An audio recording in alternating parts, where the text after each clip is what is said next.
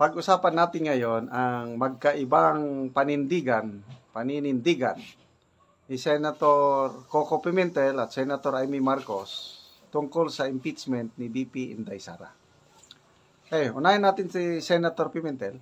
Una, sumulat siya kay Senate President Escudero urging the Senate President na simulan na kaagad ang impeachment trial.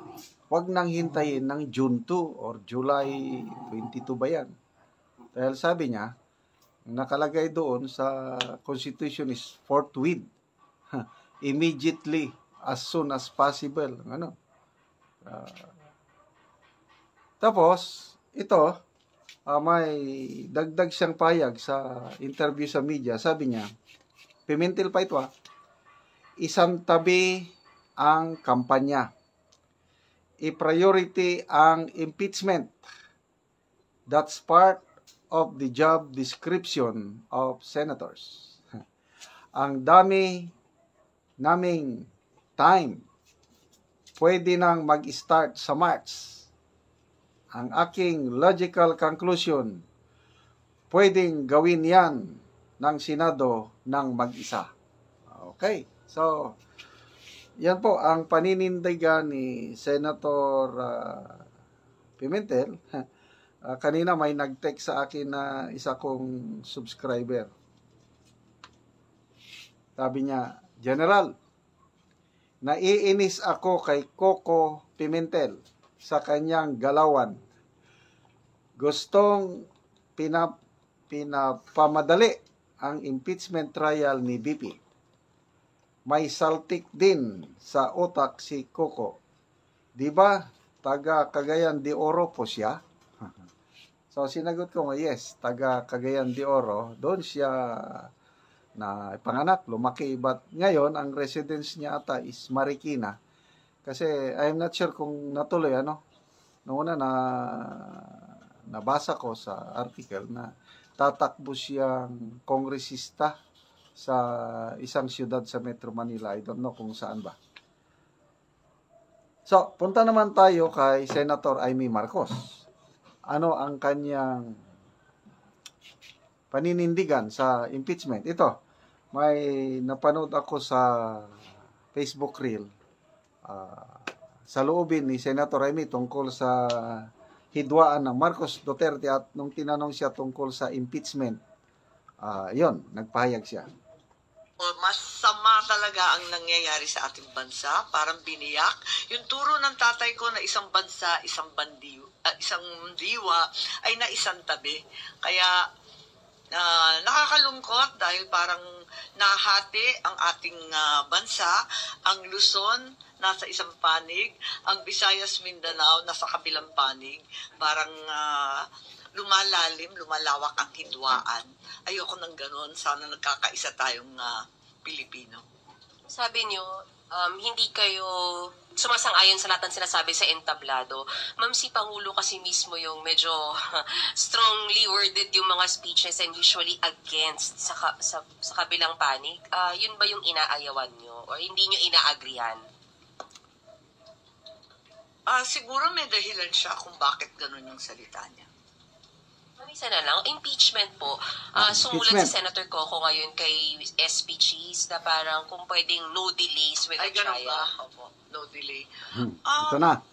Yes, kaso na kasi yan, hindi ba? Meron nang nag-file sa Korte Suprema. Personally, sa akin lang, I believe that the doctrine of separation of powers among the three great branches of government grants the Senate a great degree of discretion in handling impeachment trials, including whether the proceedings can begin during the recess or not. But since the case is already before the Supreme Court, sub judice na siya.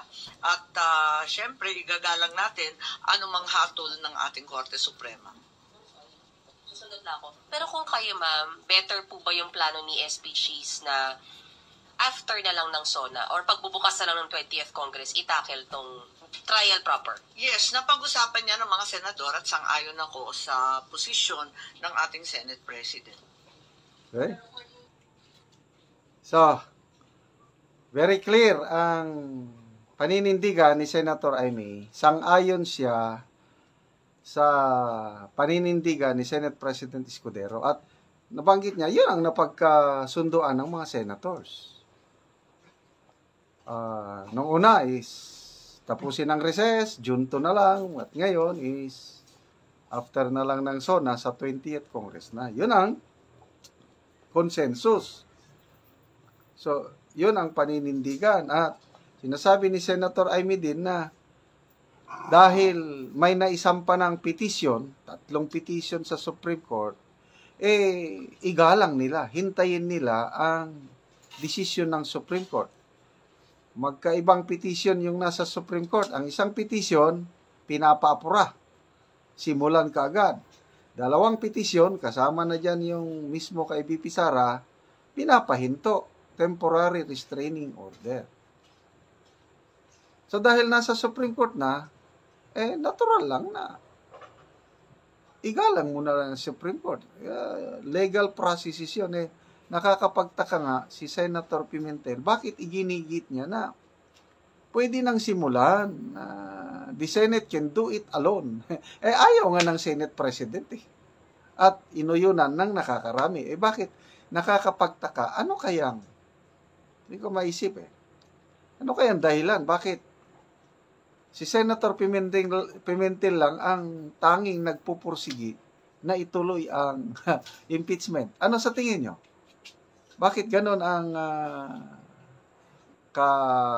yung desire ni Senator Coco Pimentel na simulan na ang impeachment trial forthwith, immediately, as soon as possible, kung ano-anong isinite niya, Webster Dictionary doon sa sulat niya kay Senator Escudero. Okay, so to me, hintayin natin ang hatol ng Supreme Court dahil nasa poder na ng Supreme Court ang bagay na ito.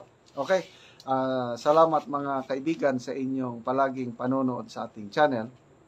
Yung income sa channel na ito, ginagamit nating pagtulong sa tribong Talaandig sa Bukidnon. Kawawa ang kalagayan ng tribong ito dahil yung bahay nila sira-sira na, yung iba naman nakikitira lang sa mga magulang. So, namimigay tayo ng libreng yero at pako para makapagtayo sila ng bagong bahay or ma-repair nila ang kanilang sira-sirang bahay. Namimigay din tayo ng livelihood assistance na libreng seedlings ng lakatan, tinuturuan natin sila. Tapos, binibigyan ng libreng abono. Ang kasabihan nga, kung may itinanim, may aanihin.